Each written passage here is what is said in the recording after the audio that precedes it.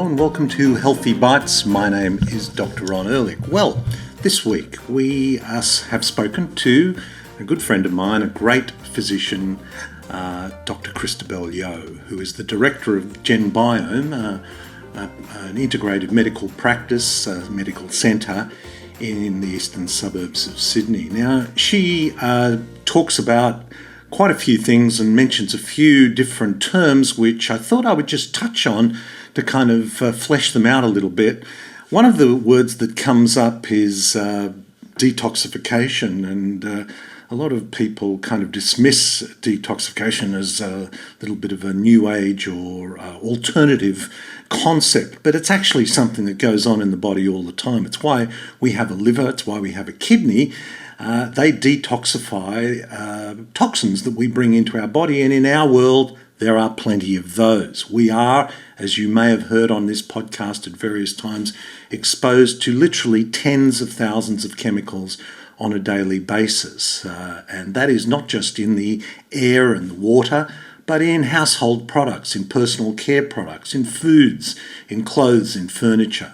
So this is something that is just a fact of modern life. So detoxification is going on all the time, and our ability to urinate, meaning drinking lots of water so that our body can filter through and urinate, is one form of detoxification. Our ability to pass stools, to have a poo. We've had a program last year with Maria Hunt where we said, what does your poo say about you? And you will have heard me say that we do get a report card each and every day from our body, and that report card is what appears in the toilet bowl. And there is the Bristol stool chart, which gives you 7 types of feces, or the appearance of feces, which gives you an indication as to whether your body is happy with what it is eating. And ideally you should have 1 to 2 bowel movements a day. So bowel movements is an important part of detoxification, and sweating is another one that is going on, hopefully throughout the day, but actually you can bring that on, of course, through exercise or through a sauna or heating the body up in some way. So our biggest organ is said to be our skin, and so detoxifying through the skin is a great way to do that. Fasting comes up in this program this week, and the idea that our body, when we eat something, is preoccupied with breaking that food down and absorbing the nutrients. But when we fast, it gives our body a chance to break down faulty cells, to clear up waste, and allows our detoxification processes to focus more on toxins than on food. And by eating 3 meals a day and 2 snacks a day, which I've often said, when in human history was that ever the norm, it's no coincidence, I think, that we have become more obese, and diabetes has gone through the roof since we've been told by health authorities that 3 meals a day and 2 snacks to keep our blood sugar level equal even throughout the day is a great and important public health message. Well, not so. And fasting is a great way of focusing or allowing the body to focus more on detoxification. Another term that comes up is methylation.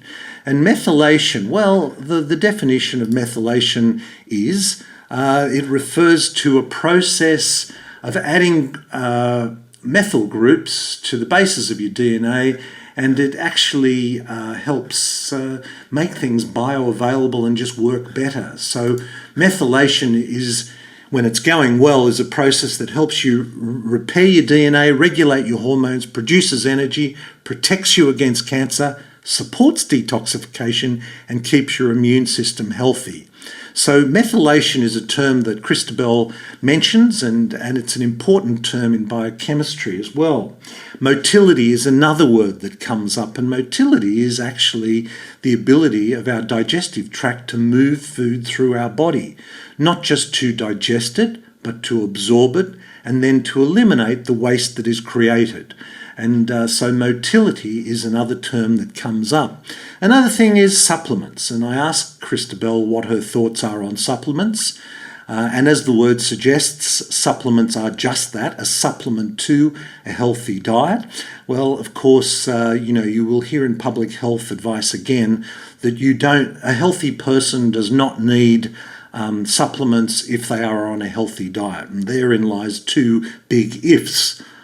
Who is a healthy person, and are we all on our healthy diets? And healthy diets means nutrient dense, and that means the soils in which the foods are grown contain the 50 or 60 elements that we need to be healthy. Now, we know in Australia, for example, that almost all soils are deficient in selenium, zinc and magnesium, to name just a few. Interestingly, deficiency in zinc will affect your motility, your ability to move food through your digestive tract. But that's an aside or just one example.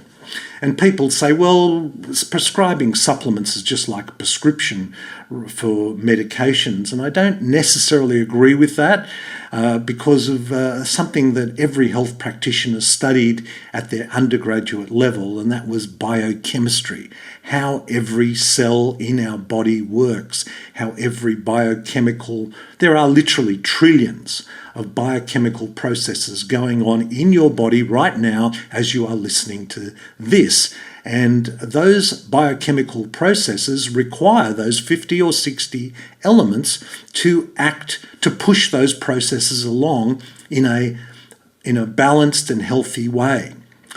So supplements often, well, they focus on those missing elements that may not be present in sufficient quantities in our diet because of either deficiencies in what we're eating too many processed foods, or the food is too far from the source in which it was grown, so certain elements have become less active or less bioavailable, or they may just never have been present there because the soil in which that healthy food was grown just didn't have those elements in it. And this is why I focus so much on regenerative agriculture and healthy soils, because you need those healthy soils to provide you with those 50 or 60 elements that we need to be healthy. And if they're not there, then supplements may be an effective way of supplementing that. And I would refer you to another great podcast that I did with Professor Fred Provenza on it was called Nourish or Nourishment, and it was all about all the primary and secondary elements that are found in foods. And I remember him using the humble strawberry as an example, that there are 5,000 bioactive components, that means components within the humble strawberry. Now, we know what a handful of those do, but the beauty of whole foods is that it is just that this work has been going on for literally millions of years in the laboratory of nature, building up all these polyphenols and biochemical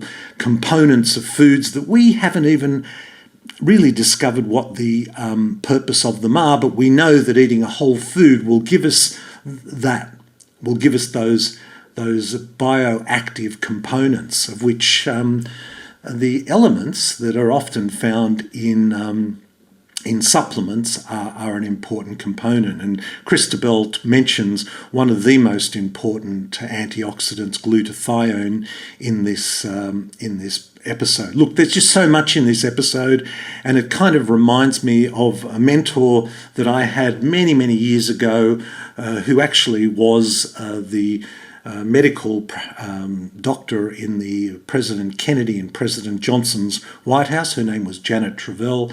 She'd written many books on myofascial pain, but she said something to me when I attended a workshop of hers over 30 years ago, and that was, Ron, if you know which questions to ask, your patients will not only tell you what's wrong with them, but they'll often tell you how to fix it. You just have to know what the questions are and what the meaning of those answers are. And that's why the study of nutritional and environmental medicine is such an interesting one, because it goes right back to the basics of what every health practitioner studied, that is biochemistry, and tries to work out how the food we eat and the environment in which we live impacts on those biochemical processes that occur in the human body and make us either well or sick. So I thought I'd just touch on some of those points to give you a little bit of a teaser, a taster. Go back and have a listen if you haven't to Christabelle Yeoh's wonderful episode on nutritional and environmental medicine. I hope this finds you well. Until next time, this is Dr. Ron Ehrlich. Be well. This podcast provides general information and discussion about medicine, health and related subjects. The content is not intended and should not be construed as medical advice or as a substitute for care by a qualified medical practitioner. If you or any other person has a medical concern, he or she should consult with an appropriately qualified medical practitioner. Guests who speak in this podcast express their own opinions, experiences and conclusions.